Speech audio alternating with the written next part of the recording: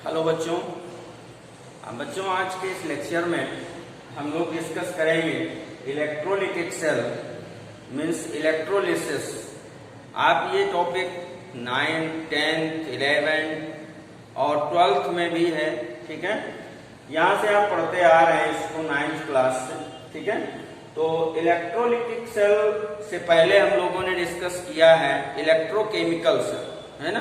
तो electrochemical cell की सारी प्रॉपर्टी, सारे कैरेक्टरिस्टिक्स, सब कुछ हम लोगों ने पढ़ा, कुछ भी नहीं बचा उसमें से, ठीक है। और आज हम लोग पढ़ने जा रहे हैं इलेक्ट्रोलिटिक सेल, ठीक है। इसमें भी कुछ नहीं बचेगा, सब कुछ कॉन्सेप्ट, सारे कॉन्सेप्ट आपके क्लियर होंगे, ठीक है। तो बहुत इंटरेस्टिंग आपका ये टॉपिक है, तो सब लोग अपना पेन कॉपी जरूरत समझे तो निकाल लें और जो भी नोट करना है तो उसको नोट करते रहेंगे, ठीक है। तो चलिए देखते हैं इलेक्ट्रोलिटिक सेल क्या है, ठीक है। तो इलेक्ट्रोलिटिक सेल में जैसे हम लोगों ने पहले इलेक्ट्रो केमिस्ट्री में पढ़ा था कि इलेक्ट्रोकेमिस्ट्री क्या होती थी कि केमिकल एनर्जी क्या होती थी, केमिकल एनर्जी और इक्विलिब्रियम करते थे। और यहाँ पर क्या होता था, electrical energy, chemical energy and electrical energy, ठीक है ना। तो जो डिवाइस केमिकल एनर्जी को किसमें कन्वर्ट करती थी, इलेक्ट्रिकल एनर्जी, इलेक्ट्रिकल एनर्जी, तो उस डिवाइस को हम लोग क्या बोलते थे, इलेक्ट्रोकेमिकल सेल। उसको क्या बोलते थे, इलेक्ट्रोकेमिकल सेल, जो हम लोग पढ़ चुके हैं, ठीक है। ये डिवाइस हम लोग पढ़ चुके हैं, इलेक्ट्रोकेमिकल सेल। आज हम लोग पढ़ने जा रहे हैं कि जो डिवाइस इलेक्ट्रिकल एनर्जी को किसमें कन्वर्ट करेगी, इलेक्ट्रिकल एनर्जी को किसमें कन्वर्ट करेगी, केमिकल एनर्जी, किसमें कन्वर्ट करेगी, केमिकल एनर्जी में। उस डिवाइस को हम लोग क्या बोलते हैं, इलेक्ट्रोलिटिक सेल। उसको क्या कहते हैं, इलेक्ट्रोलिटिक सेल, ठीक है ना। तो आज हम इस डिवाइस के बारे में डिस्कस करेंगे। ये डिवाइस हम लोगों ने डिस्कस कर रखा है, ठीक है। तो इसकी अगर हम डिफिनीशन पे आए तो डिफिनीशन हमारी यहीं से बनती है। क्या लिख सकते हैं, the device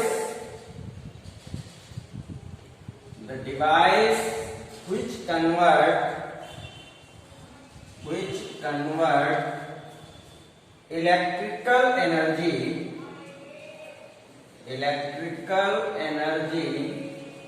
into chemical energy, means device which convert electrical energy into chemical energy is called electrolytic cell, ठीक है। अब देखिए सेल होता कैसे है, सेल का हम लोग कंस्ट्रक्शन कैसे करते हैं, उस पर थोड़ी सी बात कर लेते हैं। समझ में आ गई इतनी बात, चलिए। तो इलेक्ट्रोलिटिक सेल बेटा होता है कि इसमें भी आपका वही सारे कॉन्सेप्ट होते हैं, कुछ अलग नहीं है, बहुत इजी टॉपिक है। बस थोड़ा सा इसको कॉन्सेप्ट को आपको क्लियर करना है। जैसे इलेक्ट्रोकेमिकल सेल में हम लोग दो बातें होती थी, एक होता था इलेक्ट्रोलाइट और दूसरा होता था क्या, इलेक्ट्रोड, ठीक है। वैसे ही सेम इसमें भी दो ही कॉन्सेप्ट होते हैं, एक होता है इलेक्ट्रोड और दूसरी चीज होती है क्या, इलेक्ट्रोलाइट, ठीक है। ये हो गए हमारे इलेक्ट्रोड, जिसमें से हम लोग इसको बोलते हैं एनोड और दूसरे को बोलते हैं क्या, कैथोड, ठीक है। और इनको हम एक्सटर्नल सोर्स से जोड़ देते हैं, क्योंकि यहाँ पर इलेक्ट्रिकल एनर्जी को कन्वर्ट करना है। तो जब इलेक्ट्रिकल एनर्जी को कन्वर्ट करना है तो हम इसको एक्सटर्नल सोर्स इलेक्ट्रिक से जोड़ देते हैं, ठीक है ना। बस बच्चों इसमें से एक कॉन्सेप्ट आपको हम और बता दें कि जब हम लोग क्या पढ़ते थे, इलेक्ट्रोकेमिकल सेल, क्या पढ़ते थे, इलेक्ट्रोकेमिकल सेल, ठीक है ना। तो हमें क्या होता था कि एनोड जो होता था, एनोड क्या होता था, नेगेटिव, एंड कैथोड कैसा होता था? कैथोड होता था पॉजिटिव। बट इलेक्ट्रोलिटिक सेल में क्या होता है? इलेक्ट्रोलिटिक सेल के कॉन्सेप्ट में क्या होता है कि जो एनोड होता है आपका वो होता है पॉजिटिव एंड कैथोड जो होता है वो होता है आपका नेगेटिव। मतलब एनोड कैसा होता है आपका? पॉजिटिव, और कैथोड कैसा होता है? नेगेटिव। तो ये कैथोड है, इसको हमने नेगेटिव टर्मिनल पे किया है, और एनोड है, इसको हमने पॉजिटिव टर्मिनल पे किया है। बट रिएक्शन सेम होती है, इसमें भी एनोड पर ऑक्सीडेशन होता है, इसमें भी एनोड पर ऑक्सीडेशन ही होता है। इस पे रिडक्शन होता है और इस पे भी रिडक्शन होता है। मतलब केमिकल रिएक्शन सेम है, बट जो साइन ऑफ इलेक्ट्रोड है वो आपका चेंज हो जाता है। इसमें एनोड नेगेटिव, इसमें एनोड पॉजिटिव। इतनी बात याद रखना मन में अपने, ठीक है। चलिए, तो ये जो इलेक्ट्रोलिटिक सेल है इसमें से थोड़ी सी और हम लोग बात कर लेते हैं कि इसमें भी हमने क्या कहा था कि कोई भी सेल होता है उसमें दो चीजें होती हैं, एक होता है इलेक्ट्रोलाइट और दूसरी चीज क्या होती है? इलेक्ट्रोड, ठीक है ना। तो ये बेटा हमारे क्या है? इलेक्ट्रोड, ठीक है ना। और ये क्या होता है? इलेक्ट्रोलाइट। और ये जो टैंक है, ये टैंक कैसा होता है? कोई कैसे बता सकता है? टैंक कैसा होता है? कंडक्टिंग होगा कि नॉन कंडक्टिंग होगा? बताइए, है। तो टैंक जो लेते हैं हम लोग वो लेते हैं नॉन कंडक्टिंग, कंडक्टिंग टैंक नहीं लेते। अगर कंडक्टिंग टैंक लेंगे तो जिस टैंक में हम ये जो हमारा सेल होगा वो क्या करेगा? हमको करंट देगा, मतलब हम उसको टच करेंगे तो हमें करंट लगेगी, ठीक है ना। तो इस वजह से टैंक जो होता है वो कैसा होता है? Non conducting. कैसा होता है? Non conducting. या ये कह सकते हैं कि चार्ज इसका डिस्ट्रॉय हो जाएगा, फालतू में चला जाएगा, ठीक है ना। तो ये नॉन कंडक्टिंग टैंक लेते हैं, और इलेक्ट्रोलाइट लेते हैं, और इलेक्ट्रोड लेते हैं, ठीक है ना। ये चीज होती है। बैटरी लेते हैं, एक्सटर्नल सोर्स या कुछ भी कह सकते हैं, एसी-डीसी जो भी है अपना, है ना।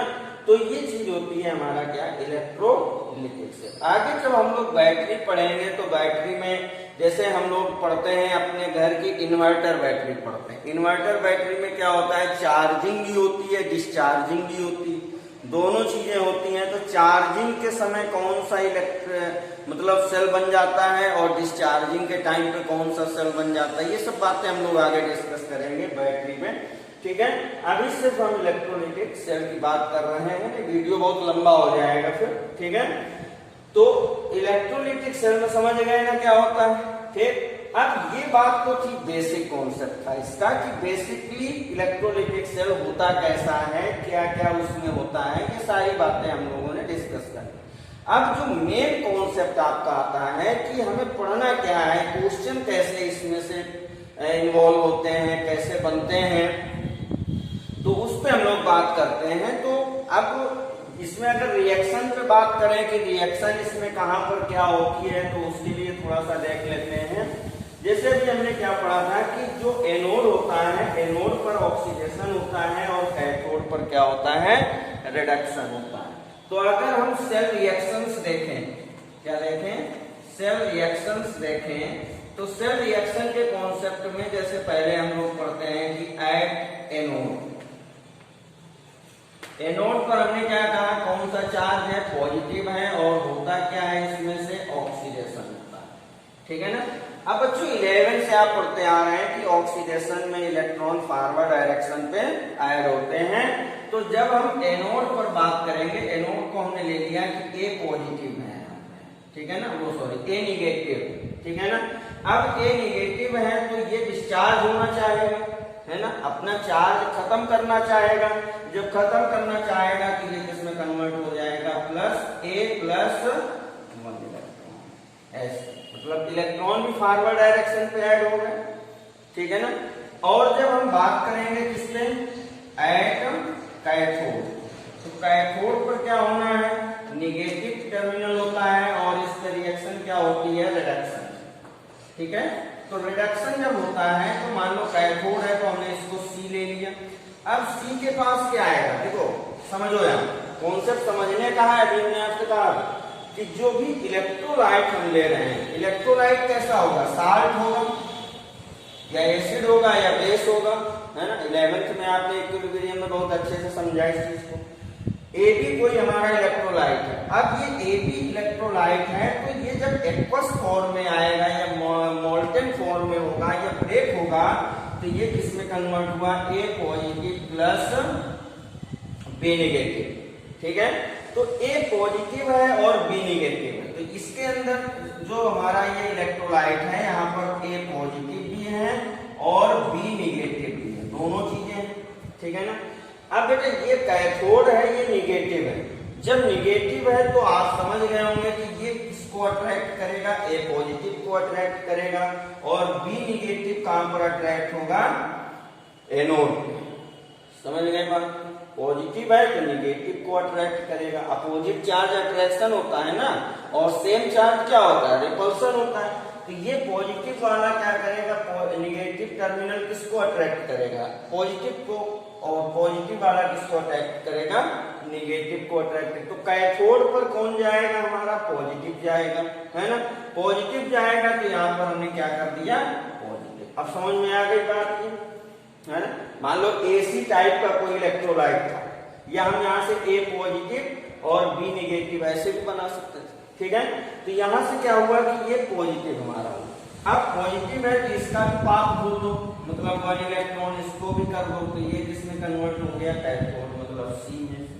या इसी को हम इसी एग्जांपल से ले लें तो ये क्या हो गया, A positive plus 1 electron, arrow A neutral हो गया। ऐसी तरह एनोड पे अगर बात कर लें तो यहाँ पर क्या हो जाएगा, B negative, arrow B plus 1 electron. समझ गए बात।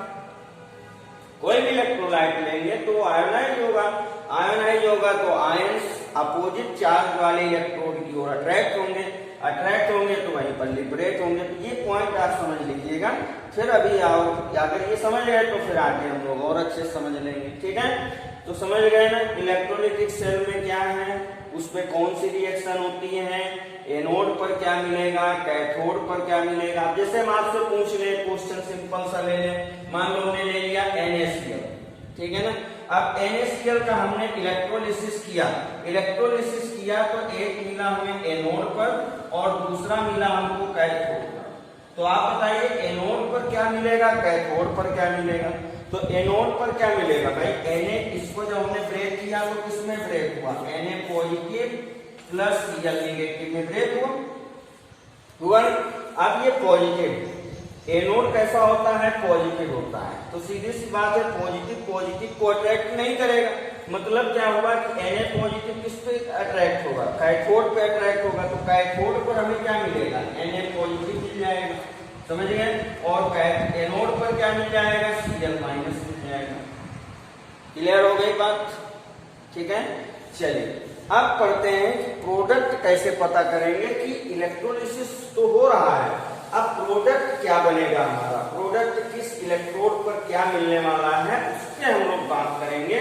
वो हमारा मेन टॉपिक होता है यहाँ पर कि मतलब फैक्टर इफेक्टिंग इलेक्ट्रोलिसिस प्रोडक्ट, है ना। तो उस पर बात करते हैं कि कैसे फैक्टर इफेक्ट करेंगे कि प्रोडक्ट क्या होगा और कौन सा प्रोडक्ट हमको वहां पर मिलने वाला है, ठीक है ना। तो यहाँ पर हम लोग हेडिंग करते हैं, ठीक है। हेडिंग में से पढ़ते हैं कि कौन कौन से फैक्टर हैं जो प्रोडक्ट को इफेक्ट करते हैं, मतलब factor affecting electrolysis product.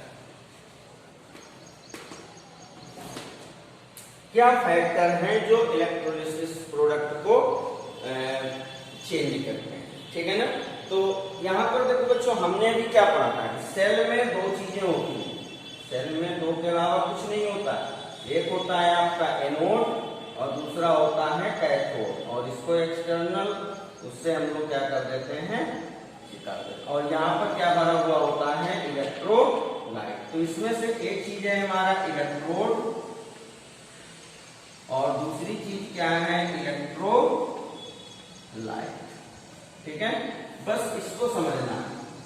Electrode है, इलेक्ट्रोलाइट है। अब देखो इलेक्ट्रोलाइट अगर हम देखें, थोड़ा सा अगर अपना IQ लेवल थोड़ा सा बढ़ाएं, मतलब सोचें, ठीक है, थिंकिंग पावर से, तो इलेक्ट्रोलाइट कैसा कैसा हो सकता है? या तो मोल्टेन हो सकता है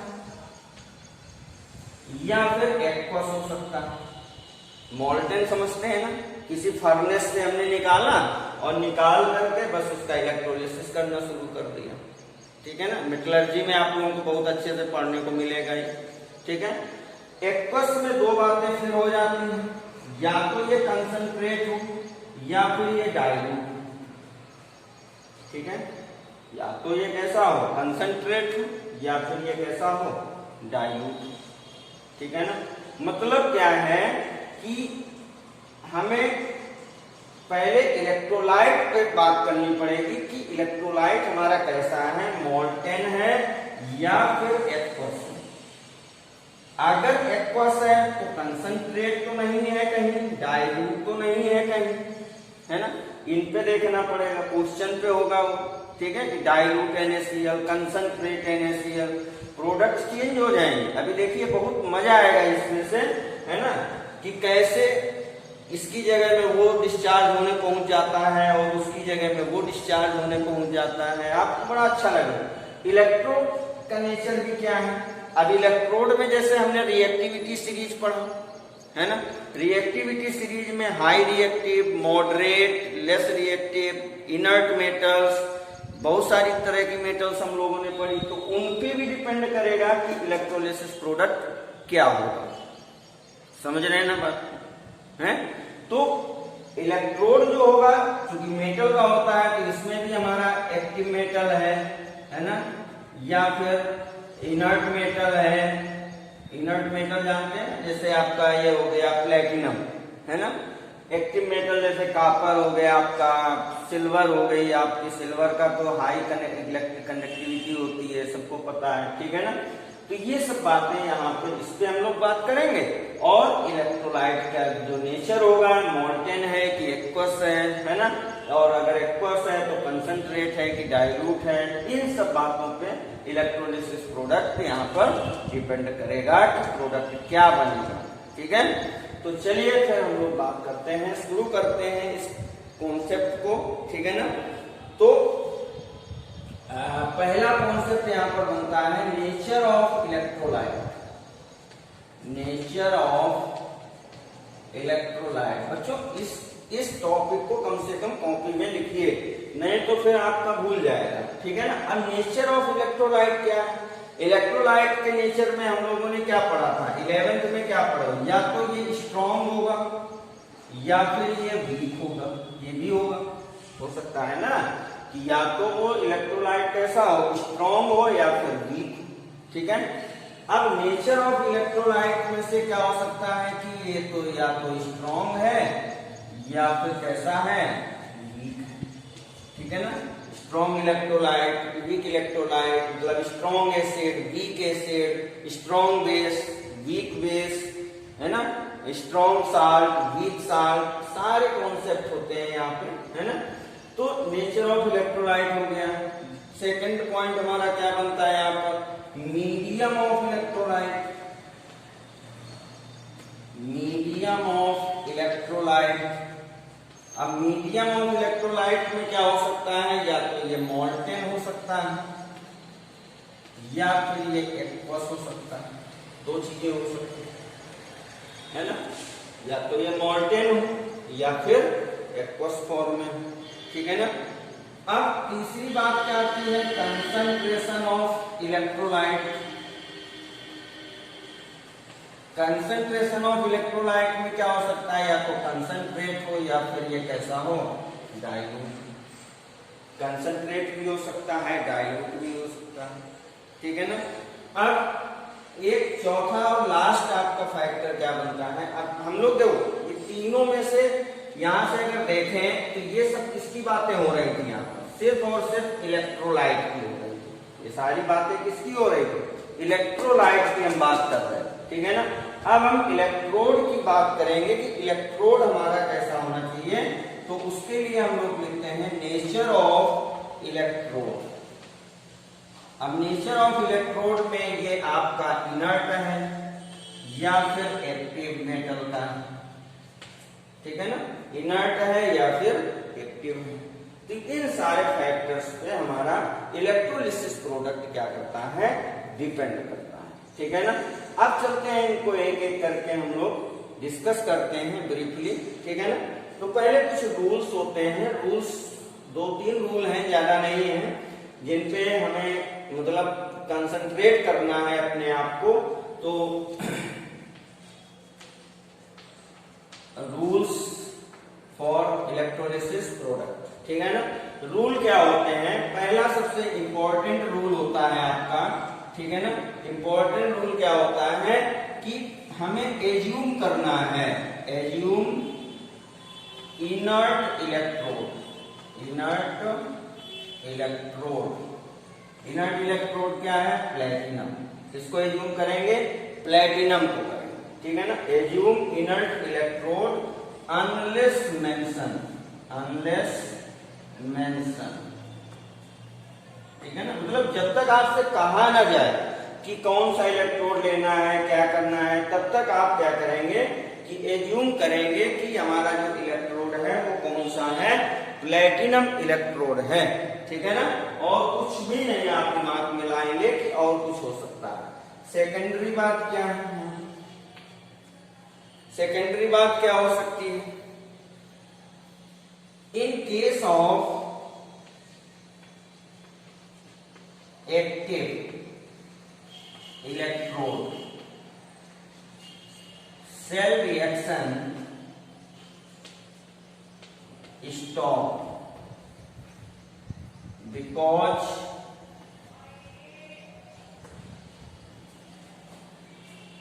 electrode cell get oxidized and reduced। समझ गए ना। मतलब क्या है कि अगर हम एक्टिव में इलेक्ट्रोड लेते हैं, एक्टिव इलेक्ट्रोड क्या है, जैसे आपका मतलब जैसे मान लिया हमने सिल्वर ले लिया, कॉपर ले लिया, है ना, और भी कुछ ले सकते हैं। तो ऐसे कंडीशंस पे क्या होता है कि केवल और केवल हमारा प्रोडक्ट क्या होगा, वही मेटल होगी। इलेक्ट्रोलाइट से कुछ नहीं मिलने वाला प्रोडक्ट आपको, याद रखिए इस चीज को, ठीक है। चाहे वो एनोड पे वो बात करे या फिर कैथोड पे बात करे, दोनों ही कंडीशन पे। मान लो जैसे हमने इसको ले लिया, सिल्वर इलेक्ट्रोड ले लिया, सिल्वर इलेक्ट्रोड ले लिया, इसको भी ले लिया, ठीक है ना। तो इसमें जितना जो कुछ भी है ये सब का सब क्या मिलने वाला है, हमको सिल्वर ही मिलेगी। इस इलेक्ट्रोलाइट में कुछ भी भरा हुआ हो उससे हमें कोई लेना देना नहीं है, ये कॉन्सेप्ट ये कहता है, ठीक है। तो चलिए फिर हम लोग बात करते हैं इन सब बातों पे। तो मीडियम से स्टार्ट करते हैं, स्ट्रॉन्ग और वीक तो इन सभी में आ ही जाएगा हमारा, ठीक है। तो चलिए देखते हैं। तो बच्चों अब यहाँ पर आपको बहुत कंसंट्रेट होकर के सुनना है, देखना है वीडियो को, ठीक है, और कॉपी में नोट भी करना है, ठीक है। और नोट कर लोगे तो आपके लिए हो जाएगा। और जिन्होंने पहले लेक्चर नहीं देखे हैं तो वो देख सकते हैं, है ना, YouTube में टाइप करके, ठीक है। तो टाइप करेंगे अनीत पटेल तो आपको सारे वीडियो मिल जाएंगे, ठीक है, अच्छे से देख भी लेंगे, ठीक है। तो चलते हैं, बात करते हैं केस फर्स्ट। केस फर्स्ट है हमारा for molten electrolyte. Molten electrolyte में क्या है, एक्वस नहीं है ये, ठीक है ना, कि एक्वस इलेक्ट्रोलाइट है। मोल्टेन का मतलब होता है, मेटलर्जी में आगे आप लोग पढ़ेंगे, मोल्टेन का मतलब है जैसे कोई फर्नेस है। देखिए क्या होता है, इसमें कोई फर्नेस है, उस फर्नेस से जो हमें मेटल मिलती है, फर्नेस से क्या मिलती है, मेटल, ठीक है ना। अब ये मेटल होती है वो कैसे होती है, मोल्टेन स्टेट में, मोल्टेन स्टेट होती है, ठीक है ना। तो मोल्टेन का मतलब को हिंदी में हम लोग कहते हैं गलित, है ना, गलित का मतलब है कि बिल्कुल लिक्विड बन करके वहां से निकलते, जैसे आयरन मेटल। तो आयरन मेटल क्या होती है, वो बिल्कुल लिक्विड में बन के पानी जैसे बहती है, इतनी मतलब टेम्परेचर फर्नेस का हाई होता है कि उसको बिल्कुल लिक्विड बना देती है। और उसमें कुछ इम्प्यूरिटी भी होती है, इस मेटल के साथ में क्या होती है, इम्प्यूरिटी along with इम्प्यूरिटी, ठीक है ना। तो ये जो इम्प्यूरिटी होती है फिर हमें इलेक्ट्रोलिसिस करना पड़ता है। इलेक्ट्रोलिसिस करते हैं तो उसमें और प्योरिटी आ जाती है ना। तो ये सब चीजें इसमें से होती हैं। तो मोल्टन समझ गए मतलब क्या होता है यहाँ पर, मतलब मेटल अपने लिक्विड फॉर्म में होती है तो उसको हम लोग क्या बोलते हैं, मोल्टन। मतलब वो फर्नेस से मिलती है, बहुत टेम्परेचर उसका हाई होता है। तो यहाँ पर जैसे कोई इलेक्ट्रोलाइट हमको मिल गया, सपोज दैट एग्जांपल हमने ले लिया कि यहाँ पर एग्जांपल है हमारा NaCl, हमने NaCl एग्जांपल ले लिया। तो ये क्या होगा, NaCl ब्रेक हुआ तो Na positive plus Cl negative. जब Na पॉजिटिव में हुआ तो Cl निगेटिव में, तो अब यहाँ पर एनोड मिला हमको और एनोड के साथ में क्या मिलेगा, कैथोड। भाई सेल पे होना है, सेल पे ले जाएंगे तो एनोड और कैथोड भी अलग अलग होगा। एनोड कैसा होता है, पॉजिटिव, और कैथोड कैसा होता है, नेगेटिव। तो बच्चों बताओ एनोड पे कौन अट्रैक्ट होगा, Cl माइनस होगा। तो यहाँ पर क्या होगा, Cl माइनस, है ना। और एनोड पे ऑक्सीडेशन होता है ना, ऑक्सीडेशन होगा इसका। तो ये किसमें कन्वर्ट होगा, Cl2 में। Cl पर सिंगल Cl तो कुछ वैल्यू होती नहीं उसकी, तो प्लस 2 इलेक्ट्रॉन कर देंगे, यहाँ पर 2 कर देंगे तो बैलेंस हो जाएगा। क्लियर, ठीक है। अब बच्चों कैथोड पर क्या होगा, कैथोड पे आपका Na आएगा। Na कहाँ अट्रैक्ट होगा, कैथोड पे। Cl कहाँ गया था, एनोड पे, ठीक है ना।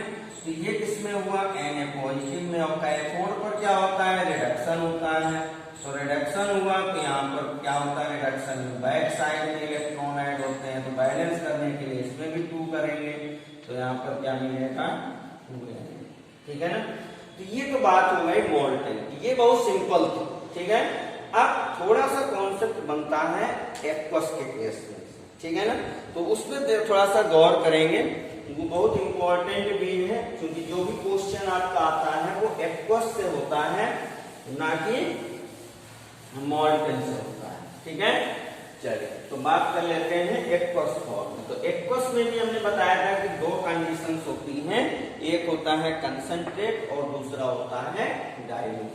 तो सेकंड पॉइंट है हमारा फॉर एक्वस इलेक्ट्रोलाइट।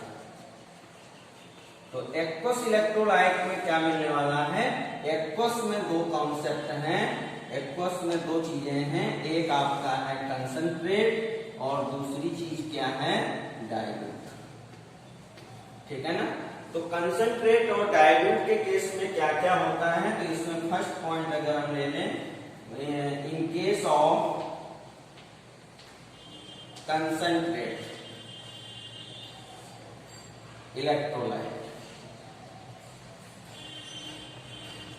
ठीक है ना। अभी देखो बच्चों हम लोग बात कर रहे हैं सिर्फ प्लेटिनम इलेक्ट्रोड, अभी हम एक्टिव पे नहीं जा रहे। एक्टिव में तो कुछ होना ही नहीं है, एक्टिव में तो जो भी मेटल हम लेंगे वही हमको डिपॉजिट होना है ना।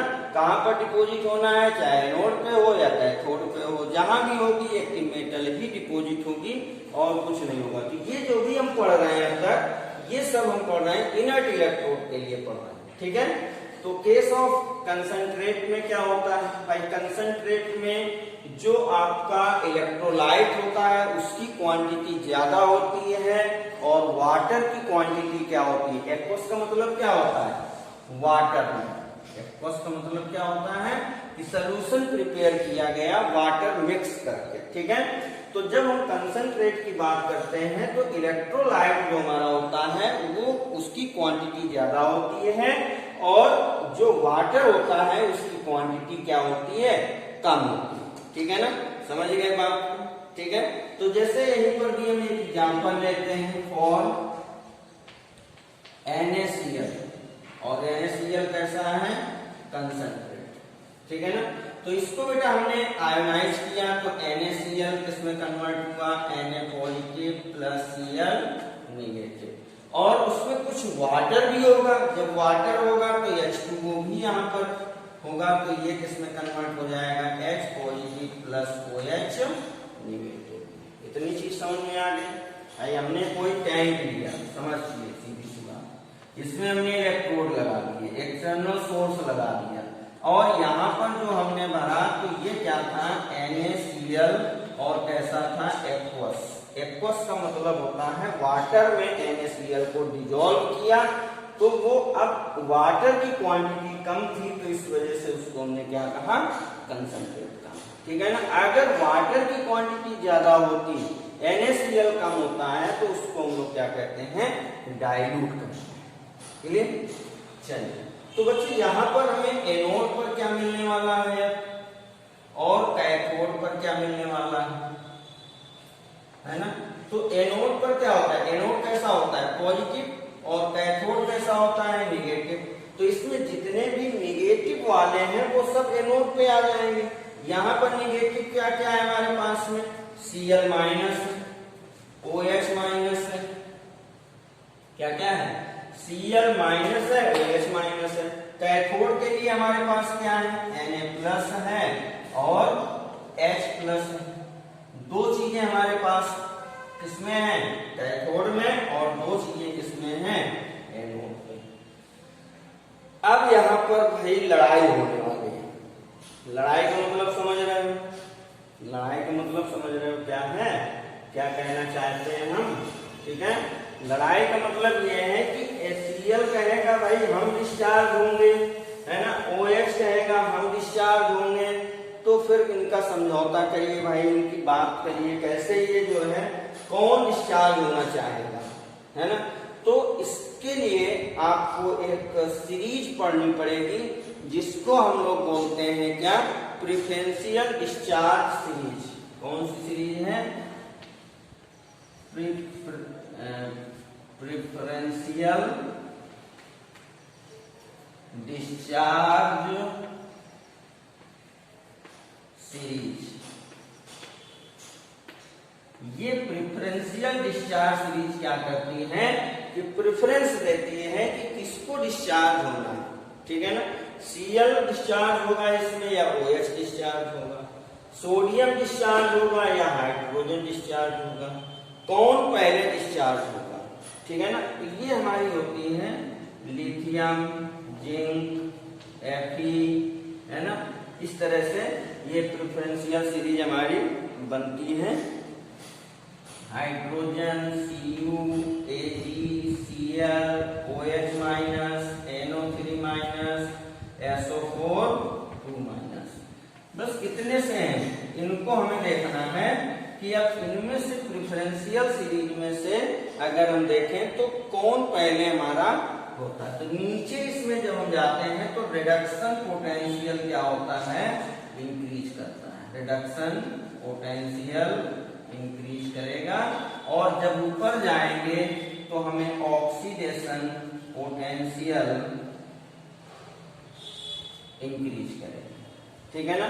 तो अब बच्चों यहाँ पे बात कुछ बनने वाली है, गौर करिएगा, बस समझ लीजिए इस चीज को। ठीक है, यहाँ पर क्या है, Cl माइनस, OH माइनस, समझ लीजिए। ठीक है, यहाँ पर क्या है, Na प्लस, H प्लस। ठीक है, चलिए, तो रिडक्शन पोटेंशियल, रिडक्शन किस पे होता है, कैथोड पर रिडक्शन होता है ना।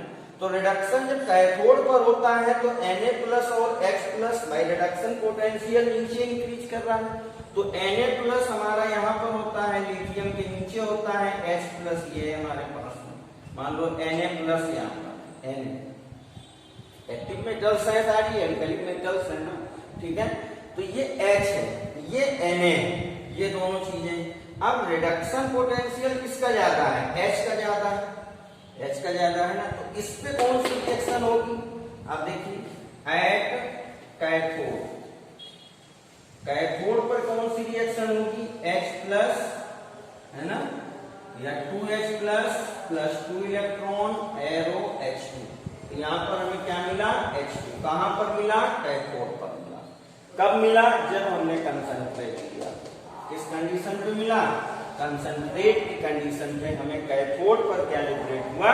Hydrogen gas. हाइड्रोजन गैस कहां पर लिबरेट हुई? कैथोड। समझ में आया? नहीं है? देखिए इसको एक बार फिर देखिए। कैथोड पे हमें आयनाइजेशन के बाद क्या क्या मिले? Na+H+, ठीक है ना? Na+ और H+ में आप ये किधर गए? कैथोड पर गए। कैथोड पर गए तो कैथोड पर क्या होता है? रिडक्शन होता है। और रिडक्शन पोटेंशियल इस सीरीज में, प्रेफरेंशियल डिस्चार्ज सीरीज में Na और H में किसका रिडक्शन पोटेंशियल ज्यादा है? H का ज्यादा है। तो H ही यहाँ पर क्या होगा? डिस्चार्ज होगा, ठीक है ना? और जब सेकंड बात हमने की यहाँ पर एट एनोड, तो एनोड पे क्या होने वाला है? एनोड पर देखिए ऑक्सीडेशन होता है। एनोड पर क्या होता है? ऑक्सीडेशन होता है। इस पे क्या होता था? रिडक्शन होता है, ठीक है ना? ऑक्सीडेशन पोटेंशियल किसका ज्यादा है इन दोनों में से? बताइए। तो देख गए ना, तो ऑक्सीडेशन पोटेंशियल ऊपर इंक्रीज करेगा। कौन है? Cl minus OH minus. Cl minus ये है, OH माइनस ये है आपका, ठीक है ना? तो इन दोनों में किसका ऑक्सीडेशन पोटेंशियल ज्यादा है? Cl माइनस का ज्यादा होगा, ठीक है? जब Cl माइनस का ऑक्सीडेशन पोटेंशियल ज्यादा है तो यहाँ पर Cl माइनस आएगा और ये डिस्चार्ज होगा Cl2 में, और 2 इलेक्ट्रॉन यहाँ पे भी ऐड करेंगे और ये बैलेंस करने के लिए हमने 2 कर दिया है, ठीक है ना? तो ये जो Cl2 गैस है, ये Cl2 गैस कहाँ पर हमको मिल रही है? एनोड पर मिल रही है, ठीक है ना? तो बच्चों जब हमने कंसंट्रेट का केस लिया था तो कंसंट्रेशन के केस में हमें दो चीजें मिली। एक मिला एनोड और दूसरी चीज क्या मिल गई? कैथोड। तो एनोड पर हमको यहाँ पर क्या मिला? Cl2 मिल गई और कैथोड पर क्या मिला? हाइड्रोजन। ये थे हमारे इलेक्ट्रोलिसिस प्रोडक्ट। समझ में आई बात है? बस इस प्रेफरेंशियल डिस्चार्ज सीरीज पे हमें थोड़ा सा ध्यान रखना है, ये आपके लिए नई है, ठीक है ना? कहीं भी आपको तो पढ़ने को नहीं मिलती है, ठीक है? ये जब आप IIT कोचिंग मेडिकल वगैरह कुछ करोगे तो आपको ये चीज मिल जाएगी पढ़ने को, ठीक है? तो यहाँ से निकलता है, ठीक है? और बाकी रटना है तो रट लीजिए, आपको उसमें कोई पैसा नहीं लगता है, ठीक है? अगर अच्छा लगे आपको ये जो आपने पढ़ा अच्छा लग रहा हो तो प्लीज चैनल को सब्सक्राइब करना ना भूलना, लाइक कर देना, कमेंट कर देना और शेयर भी हो सके तो जरूर कर देना, ठीक है? तो बच्चों समझ में आ गई बात? कंसंट्रेशन के केस में क्या होता है, कंसंट्रेट के केस में क्या होता है, हमें क्या क्या मिलता है। और देखिए और एक इम्पोर्टेंट चीज आपको यहाँ पर दिख रही होगी, जो लोग समझ रहे होंगे वो समझ चुके होंगे, ठीक है ना? इम्पोर्टेंट चीज आपको क्या मिल रही थी, यहाँ पर थोड़ा सा डिस्कस कर लेते हैं कि जो हमारा सेल था, सेल में हमने इलेक्ट्रोलाइट क्या लिया था? NH2। और कैसा था? कंसंट्रेट था। कैसा था? कंसंट्रेट, ठीक है ना? तो इसमें से जब कंसंट्रेट फॉर्म में था तो यहाँ पर Na पॉजिटिव भी थे, H पॉजिटिव भी थे, Cl माइनस था, OH माइनस था। इतनी चीजें थी हमारे पास, याद रखना, ठीक है ना? तो बच्चों ये Cl माइनस कहाँ गया? Cl माइनस कहाँ गया हमारा? एनोड पे गया, एनोड पे मिल गया। H+ कहाँ पे गया? कैथोड पे मिला, ठीक है ना? कैथोड पे कलेक्टेड हो मिल गया, ठीक? अब बचा क्या इसमें? OH minus. क्या मिला यहाँ पे? OH minus. अगर हम आपसे कहें कि इलेक्ट्रोलिसिस के बाद इसमें जो सोल्यूशन है उस सोल्यूशन का क्या हो रहा है ना? यहाँ पे एक बात और आती है, कंपटीशन पूछ सकता है क्वेश्चन ये कि after electrolysis of concentrate NaCl, है ना, द रिमेनिंग सोल्यूशन इज, है ना, pH increase, pH decrease, pH constant या ऑल, ऐसे ऑप्शन कर सकता है आप। तो pH पे, इसकी pH में क्या चेंजमेंट होगा तो बता सकते हैं? क्या मिला यहाँ बचा हमारे पास? OH minus. क्या बच रहा है? OH माइनस बच रहा है। ये तो खत्म हो गया, ये खत्म हो गया, ये तो मेटल है, ठीक ठीक है। हमारे पास क्या बचा, OH माइनस, और जब OH माइनस की कंसंट्रेशन इंक्रीज करती है तो pH भी क्या होता है, इंक्रीज होता है। समझ रहे हैं ना बात, ठीक है ना। तो इसमें क्या होता है, आप लोग जो लोग लिखना चाहें तो नोट करके लिख सकते हैं। In this case pH increase, pH क्या हो गई, इंक्रीज हो गई। समझ में आ गई बात, ठीक है, आ गई ना। चलिए, तो फिर इसके बाद अब हम लोग बात करेंगे डाइल्यूट के केस में। डाइल्यूट के केस में जब हम चलेंगे तो क्या होता है, तो चलिए उस पर भी बात कर लेते हैं। मजा आया इसमें, चलिए ठीक। तो नोट करना है, नोट कर लीजिए, पॉज कर लीजिए वीडियो को और नोट कर लीजिए, ठीक है। तो कॉन्सेप्ट अगर आपको क्लियर हो तो कुछ केमिस्ट्री हमने शुरू में कहा था, स्टार्टिंग में सबसे इजी सब्जेक्ट होता है, बस आपके कॉन्सेप्ट होने चाहिए। बच्चों को जैसे ऑर्गेनिक बहुत हार्ड लगती है, ठीक है ना। अब ऑर्गेनिक मेरे कॉन्सेप्ट से पढ़ी, ठीक है ना, कभी आपको दोबारा कॉपी नहीं देखनी पड़ेगी, है, तो कॉन्सेप्ट होने चाहिए। चलिए देखिए, सेकंड केस हमारा क्या, सेकंड केस में क्या बनता है, फॉर डाइल्यूट। डाइल्यूट के केस में क्या होता है, जैसे एग्जांपल लिया हमने यहाँ भी NaCl, कैसा है, डाइल्यूट, ठीक है ना। डाइल्यूट NaCl का हमें इलेक्ट्रोलिसिस करना है और बताना है कि प्रोडक्ट क्या हो। फिर से आपको बता दे रहे हैं कि ये जो हम पढ़ रहे हैं ये सब का सब मैटर अभी हम पढ़ रहे हैं सिर्फ और सिर्फ इनर्ट इलेक्ट्रोड के लिए पढ़ रहे हैं, ठीक है ना। प्लैटिनम इलेक्ट्रोड के लिए पढ़ रहे हैं कि जब हमारा इलेक्ट्रोड का कौन हो, प्लैटिनम हो, एक्टिव मेटल ना हो। अगर एक्टिव मेटल होगा तो फिर रिपीट कर रहे हैं कि इनका कोई इफेक्ट वहां पर नहीं पड़ने वाला है, सिर्फ मेटल ही हमको मिलेगी, ठीक है। चलिए, अब बेटा यहाँ पर डाइल्यूट है। डाइल्यूट का मतलब क्या हुआ कि इसमें वाटर एक्सेस में होगा। जब वाटर एक्सेस में होगा तो देखिए NaCl जब आयोनाइज होगा तो Na प्लस Cl माइनस में, और H2O जब होगा तो H प्लस OH माइनस में, ठीक, समझ में आ गई। तो प्रेफरेंशियल सीरीज के अकॉर्डिंग, अब यहाँ पर आपका प्रेफरेंशियल सीरीज नहीं काम करने वाली, यहाँ पर हमें अमाउंट की बात करनी होती है कि अमाउंट हमारा किसका ज्यादा है, ठीक है ना। तो देखिए क्या होगा, देखते हैं, एनोड हुआ और क्या हुआ, कैथोड, ठीक है ना। एनोड और कैथोड, एनोड पे क्या मिलने वाला है, एनोड कैसा है, पॉजिटिव है, और कैथोड कैसा है, निगेटिव है। ये बार बार लिख रहे हैं, आपको याद हो जाए कि इलेक्ट्रोलिटिक सेल में एनोड कैसा होता है, कैथोड कैसा होता है, कौन सा चार्ज होता है, इसमें बच्चे कंफ्यूज रहते हैं, ठीक है ना। तो यहाँ पर एनोड में निगेटिव वाले आएंगे, निगेटिव क्या है, Cl और OH माइनस। कैथोड पर क्या आएगा, Na और H, ये दोनों इस पे आ रहे हैं और ये दोनों इस पे आ रहे हैं, ठीक। अब डाइल्यूट का केस है तो H2O किसमें है, एक्सेस में, इतनी बात समझ रहे हैं ना। H2O किस में है, एक्सेस में है, ज्यादा क्वांटिटी है H2O। तो ये जो OH माइनस है यही हमारा एनोड पर डिस्चार्ज होगा। तो देखिए रिएक्शन क्या होती है, पहली रिएक्शन क्या है, एट एनोड। तो एनोड पर क्या होना है, ऑक्सीडेशन, ठीक है ना। तो एनोड पर हमें क्या मिला, OH माइनस। अब ये डिस्चार्ज होगा तो OH में कन्वर्ट होगा, ठीक है ना। अब OH में कन्वर्ट है तो हाइड्रोजन ऑक्सीजन दोनों है यहाँ पर, ठीक है ना। हाइड्रोजन ऑक्सीजन दोनों है तो फिर OH से हमें क्या निकालना पड़ेगा, H2O निकालना पड़ेगा, ठीक। तो H2O तो न्यूट्रल हो गया, फिर हमें क्या मिलने वाला है, H2O तो कोई प्रोडक्ट होता नहीं है, ठीक है ना। यहाँ पर फिर हमको ऑक्सीजन मिलेगी।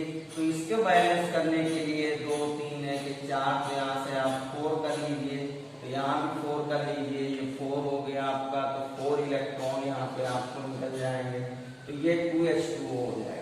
तो ये O2 ना लिख करके हम यहाँ पर 2O लिखेंगे, ये 20 नहीं है, 2O है, 2 ऑक्सीजन एटम।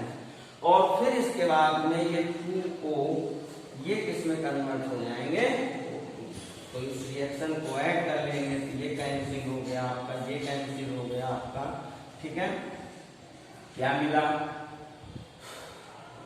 क्या मिलेगा यहाँ पे, ये हो गया 4OH minus arrow 2H2O plus O2। बच्चों ये हमारा प्रोडक्ट आ गया, कहाँ पे आया, O2, ठीक है ना, समझ गए हैं। O2 प्रोडक्ट आया, कहाँ पर मिलेगा, एनोड पर मिलेगा, क्लियर। उसमें क्या मिला था, Cl2 मिला था, डाइल्यूट लिया तो क्या मिला हमको, ऑक्सीजन मिल गई, ठीक है। चलिए सेकंड पॉइंट, कैथोड पर क्या होने वाला है, एट कैथोड। तो कैथोड पे तो हमारा 2H plus 2 electron arrow H2, ये हाइड्रोजन गैस कहाँ पर मिलेगी, कैथोड पर मिलेगी। ऑक्सीजन कहाँ पर मिलेगी हमको, एनोड पर मिलेगी। समझ में आ गई। तो इसके केस में हमको क्या मिला, एनोड पर क्या मिला, O2 मिल गई, ठीक है ना, और कैथोड पर क्या मिला, H2 मिल गई, ठीक है। तो डाइल्यूट के केस में समझ गए क्या होना है, और कंसंट्रेट के केस में क्या होना है, ये भी आप अच्छे से समझ, ठीक है। यहाँ पर प्रेफरेंशियल सीरीज वर्क नहीं करती है, यहाँ पर सिर्फ एक्सेस में आयन होते हैं। तो उसने देखा बहुत सारे आयन हैं, तो उसने जो है अब उनकी पावर ज्यादा हो गई, वो लोग ज्यादा एक्सेस में हो गए, तो Cl वहां पर मतलब कमजोर पड़ गया, है ना, Cl कमजोर पड़ गया तो वो अपना डिस्चार्ज कर लिया, ठीक है। मजा आया इसमें भी, ठीक है। तो चलिए देखते हैं फिर आगे क्या होता है। अगर हम एक्टिव मेटल ले लें, है ना, अब ये तो हो गई बात इलेक्ट्रोलाइट की। अब बात करेंगे, है ना, इलेक्ट्रोड। इलेक्ट्रोड हमारा कैसा है ना। तो अभी तक जो भी बात हम कर रहे थे, तो मैं कई बार रिपीट भी किया है कि ये सब इनर्ट इलेक्ट्रोड पे बात कर रहे थे। अब हम लोग सेकंड बात पे आते हैं, फॉर एक्टिव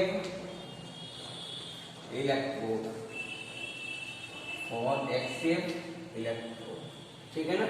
अगर हमारा एक्टिव इलेक्ट्रोड है तो कुछ नहीं सोचना है, कुछ नहीं देखना है, तो ये self get self oxidise and self reduce, ठीक है ना। सेल्फ ऑक्सीडाइज होगा और सेल्फ रिड्यूस होगा। जब सेल्फ ऑक्सीडाइज सेल्फ रिड्यूस होगा तो only that metal is obtained, मतलब वही मेटल जिसका हमने इलेक्ट्रोड बनाया हुआ है, वही मेटल हमको मिलेगी और कुछ भी नहीं मिलेगा, कुछ नहीं सोचना है। तो इसके कॉन्सेप्ट में सिर्फ इतना ही था, ठीक है ना। तो आपको समझ में आई थिंक आ गया होगा कि कैसे इलेक्ट्रोलिसिस प्रोडक्ट हम लोग कैलकुलेट कर सकते हैं, देख के बता सकते हैं, ठीक है ना। तो 2-3 बातें इसमें याद रखिएगा। पहली चीज क्या है कि जब तक आपसे कहा ना जाए कि इस मेटल का इलेक्ट्रोड हमें बनाना है, तब तक आप प्लेटिनम इलेक्ट्रोड को ही प्रेफरेंस देंगे, प्लेटिनम इलेक्ट्रोड ही मानेंगे, ठीक है ना। और फिर डाइल्यूट और कंसंट्रेट के केस में क्या होना है, कंसंट्रेट का जब केस लेंगे तो OH को बचा लेना है, H और जो भी और हो, कोई ये नहीं कि Cl हो, है ना, नाइट्रेट भी हो सकता है, सल्फेट भी हो सकता है, कुछ भी हो सकता है, उसको आप डिस्चार्ज कर दीजिए। और जब केस आपका डाइल्यूट का बनता है तो डाइल्यूट के केस में आपको क्या करना है कि H प्लस और OH माइनस दोनों को डिस्चार्ज करना है। हाँ, एक चीज हम वहां पर भूल गए बताना आपको कि जब डाइल्यूट का केस होता है तो pH में कोई चेंजमेंट नहीं होता है। पीएच में चेंजमेंट इस वजह से नहीं होता है क्योंकि दोनों के दोनों H प्लस और OH माइनस दोनों डिस्चार्ज होते हैं, और जब दोनों डिस्चार्ज होते हैं तो वहां पर आपको एनोड पर क्या मिलता है, हाइड्रोजन गैस, और कैथोड पर क्या मिलती है, ऑक्सीजन गैस। ठीक है, तो ये था रिवीजन पार्ट इसी का। ठीक है ना। अब यहाँ पर आपको थोड़ा सा एक फैराडे लॉ पढ़ने हैं, तो फैराडे लॉ भी 5 मिनट में हम लोग देख लेते हैं कि फैराडे ने क्या बताया था कि इलेक्ट्रोलिसिस प्रोडक्ट में। ठीक है ना, तो उस पर भी हम लोग थोड़ी सी बात करते हैं। ठीक है, तो देखते हैं। और बच्चों ये जो आपने ये अभी इलेक्ट्रोलिसिस प्रोडक्ट का कॉन्सेप्ट पढ़ा, तो इसमें से आप एक क्वेश्चन आपकी एनसीईआरटी बुक में है। एनसीईआरटी बुक में आप एक्सरसाइज में जाएंगे तो सबसे लास्ट क्वेश्चन जो आपका है वो इसी पर बेस्ड है। अब ये क्वेश्चन आपको रखना नहीं पड़ेगा, ये आप बिल्कुल इस कॉन्सेप्ट को दिमाग में रखेंगे तो बहुत इजी वे पे आप उसको सॉल्व कर लेंगे। ठीक है, सबसे पहले तो यही आपके माइंड में होना चाहिए कि कैथोड एनोड कैसे होते हैं। उनकी तरफ अपोजिट चार्ज को आयोनाइज करने के बाद अपोजिट चार्ज को आप अट्रैक्ट करा दीजिए।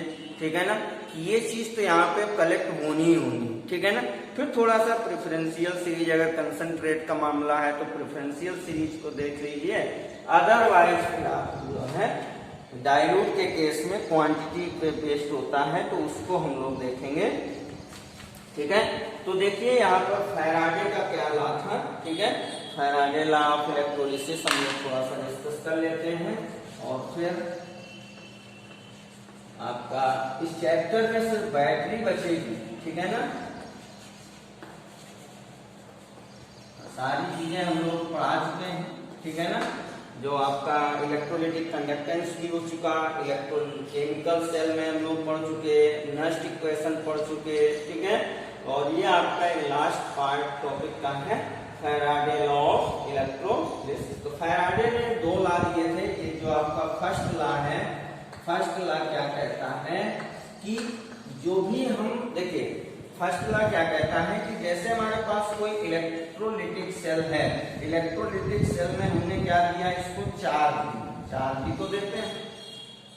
जो भी एक्सटर्नल सोर्स होता है उससे क्या देते हैं, चार्ज देते हैं। अब चार्ज से यहाँ पर जो कैटायन है, एनायन है, अगर ये हमारा एनोड है, ये कैथोड है, तो एनायन एनोड में और कैथोड पे कैटायन ऐसे ही माइग्रेट करते हैं। ठीक है ना, तो फैराडे ने क्या कहा था, फैराडे ने कहा कि जो भी यहाँ पर डिपोजिट या लिबरेट होगा, लिबरेट किसके लिए बात यहाँ पर आती है, लिबरेशन आती है गैसियस सिस्टम में, और जो कलेक्टर बात होती है वो होती है सॉलिड स्टेट के लिए। ठीक है ना, तो जो यहाँ पर amount of substance, amount of substance short में बता रहे हैं। ठीक है, इसको आप अपना और देख लीजिएगा। Amount of substance at electrode is collected और liberated is directly proportional to charge, directly proportional to charge. अब अमाउंट की बात की गई तो यहाँ पर लिख सकते हैं m डायरेक्टली प्रोपोर्शनल q, यहाँ पर क्या है हमारा चार्ज। ठीक है ना, अब q इज इक्वल टू क्या होता है, I इंटू टी, ये भी होता है। ठीक है ना, तो m प्रोपोर्शनल हटाते हैं तो m is equal to ZQ, या इसी को लिख सकते हैं m is equal to ZIT, ये भी लिख सकते हैं, है ना। अब बच्चों यहाँ पर Z क्या है, Z क्या होता है देखते हैं। Where Z is equal to क्या कहते हैं Z को हम लोग, ठीक है ना, इलेक्ट्रोकेमिकल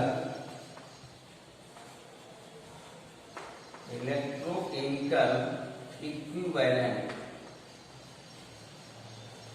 इलेक्ट्रोकेमिकल इक्विवेलेंट। अब बात आ गई यहाँ पर इक्विवेलेंट, तो इक्विवेलेंट का कुछ ना कुछ रिलेशन होगा, इक्विवेलेंट वेट से होगा। ठीक है ना, तो ये Z इक्वल टू क्या होता है, इक्विवेलेंट वेट अपॉन फैराडे। ठीक है ना, E अपॉन F। एफ यहाँ पे क्या होता है, फैराडे। फैराडे का मतलब क्या होता है, charge on 1 mole electron, charge on 1 electron, ऐसे भी हम लोग कह सकते हैं इसको, क्या कह सकते हैं, चार्ज ऑन 1 मोल इलेक्ट्रॉन। और चार्ज कितना होता है, 96500 कूलम, ये चार्ज होता है 1 मोल इलेक्ट्रॉन। ठीक है ना, तो इससे आप डायरेक्ट निकाल सकते हैं जो भी अमाउंट आपको निकालना है। ठीक है ना, जेड की जगह में आप E/F कर देंगे। आई आपका क्या होता है, करंट होती है, कितने एम्पियर करंट वहां पर पास हो रही है, और टाइम है आपका T, मतलब कितने समय तक यहाँ पर पास हो रही है, उसको सेकंड में रखना होता है। ये हमेशा T किस में रखेंगे, आप सेकंड में रखेंगे। ठीक है ना, और इसमें से देखिए एनसीईआरटी में बहुत सारे क्वेश्चंस हैं इससे रिलेटेड, उनको करिए, आई होप आप कर लेंगे, है ना। फाइनल आपका ये मैंने आपको बता दिया, है ना। तो इसको और भी लिख सकते हैं, और यहाँ पर लिख सकते हैं m equal to E/F into I into, ऐसे भी लिख सकते हैं। एक फाइनल आपका फार्मूला हो गया EIT/F। ठीक है ना, यहाँ से आप चार्ज भी निकाल सकते हैं, मास दिया है, चार्ज पूछता है तो आप मास को इसे चेंज कर लेंगे। ठीक है ना, इक्विवेलेंट वेट भी आप कर सकते हैं। Equivalent weight E equal to क्या होता है यहाँ पे, मोलर मास अपॉन m। ये आप 11th में पढ़े होंगे।